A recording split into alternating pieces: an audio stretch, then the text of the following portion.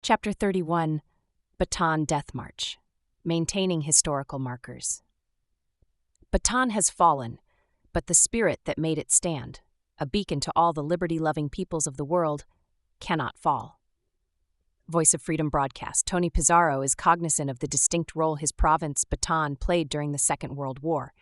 It was the site of the infamous Bataan Death March, where thousands of American and Filipino prisoners of wars captured during their heroic defense of Bataan and Corregidor were ordered to march for 66 miles from the Mariveles to Capas, Tarlac. Injured, tired, and hungry, those who fell along the way were stabbed to death with bayonets by their captors, the brutal Japanese Imperial Army soldiers. On April 8th of each year, the Philippine government hosts a commemoration of the fall of Bataan. Hundreds of Americans and Japanese are invited to attend. During a visit to a hotel Tony owned in the Orion town, one of his employees reported to him that an old Japanese tourist asked for a room to stay. "Where is he now?" Tony inquired. "Oh, I turned him away," the employee nonchalantly replied. "Why?" "He was dirty and full of sweat and perspiration." Tony tried to look for him and was so disappointed in not meeting the visitor. He then realized the Japanese was a survivor of the Bataan Death March, not as a prisoner, but as a guard. That same afternoon, he found out that he was there to reflect on the dark events of the Japanese occupation of the Philippines during the World War II. He also realized the site's potential for tours about the town's historical landmarks that hold sentimental memories to both the Filipinos, Americans, and Japanese survivors as well as their families.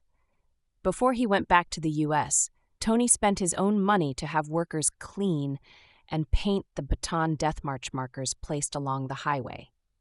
It was his own way of thanking the forgotten defenders and the remaining survivors of the Bataan Death March for their service.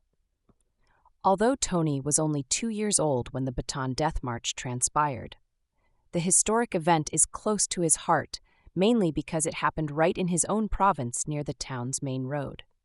Hearing the tales of survivors brought chills to his bones. He could just imagine the pain and sufferings of the prisoners every time the story was told. It was a march of some 66 miles, 106 kilometers, that 76,000 prisoners of war, 66,000 Filipinos and 10,000 Americans were forced to endure by the Japanese military in April of 1942 during the early stages of World War II. An article in the Encyclopedia Britannica said that the march started in Mariveles on the southern tip of the Bataan Peninsula as the prisoners were forced marched north to San Fernando, and then taken by rail in cramped and unsanitary boxcars farther north to Capas, Tarlac. From there, they walked an additional 7 miles, 11 kilometers, to Camp O'Donnell, a former Philippine Army training center used by the Japanese military to intern Filipino and American prisoners. During the main march, which lasted 5 to 10 days depending on where a prisoner joined it, according to the article, the captives were beaten, shot, bayoneted, and in many cases beheaded. A large number of those who made it to the camp later died of starvation and disease. Only 54,000 prisoners reached the camp. Though exact numbers are unknown, some 2,500 Filipinos and 500 Americans may have died during the march, and an additional 26,000 Filipinos and 1,500 Americans died at Camp O'Donnell.